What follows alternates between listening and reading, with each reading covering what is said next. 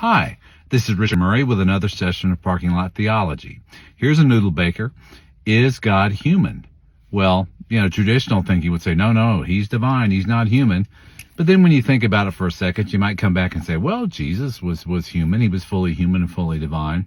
But what about the other two members of the Trinity, the Abba Father and the Spirit? Were they human too? Well, this is kind of radical, but yes, they were human. They tasted, they partook.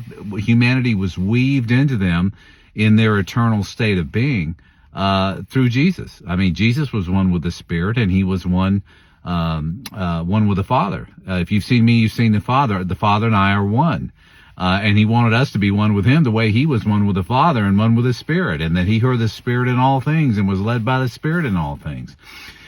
So this, again, is a noodle baker, but this, if we kind of flip the script on this thing, we begin to see that God was human. He's fully divine. She's fully divine, but she is also fully human. And I find that incredible. Now, of course, the difference is that the humanity that's in the Godhead is sinless humanity. Whereas the sinful humanity, we were all seasick and we were all in the same boat, as Chesterton said.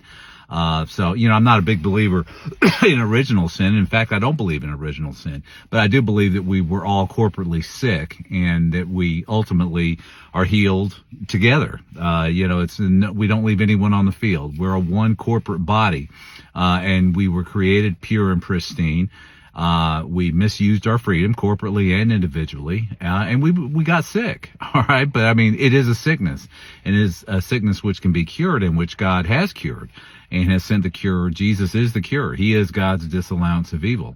So, having said that, though, I'm stunned at the implications that the sinless humanity, resides in the breast of the Father, in the heart of the Son, and in the mind of the Spirit. And all these things, fully God, fully human. And this is sort of, brings in the issue of eternity with this. That God is always in eternity. And eternity, I think we all would agree that eternity is beyond time and space. It's outside of time and space, and always is and always was. If you enter into eternity, there's no linear thinking anymore. It just all is. So that when Jesus was incarnated, that incarnation was the Godhead incarnating through him. So you can't say that one without the other. Jesus is 100% human, 100% divine. But really, if we flip the script again, since he's 100% unionized with the other two parts of the Trinity, the entire Trinity is human. And I find that unbelievably comforting and amazing that they are the picture of sinless humanity, and that we can see humanity is divine. We're divine. The divine and human intercourse is 100% each. And so that when we see verses like, do you not realize, you're seated with Jesus in heavenly places, Paul says, we are seated together with him in Christ in heavenly places now. We're seated now. There's a part of us that's in eternity now. So divinity resides in our breasts, as William Blake said, that Godhood resides in our breasts. And that's true. But it's true because of the act of the Godhead and incarnating into humanity to save us, to be the poultice, the healing poultice that absorbed all our sin toxins out of us so we would be whole again.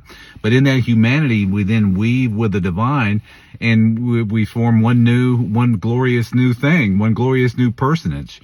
So anyway, it's a noodle baker, as I said, so I hope that blesses you.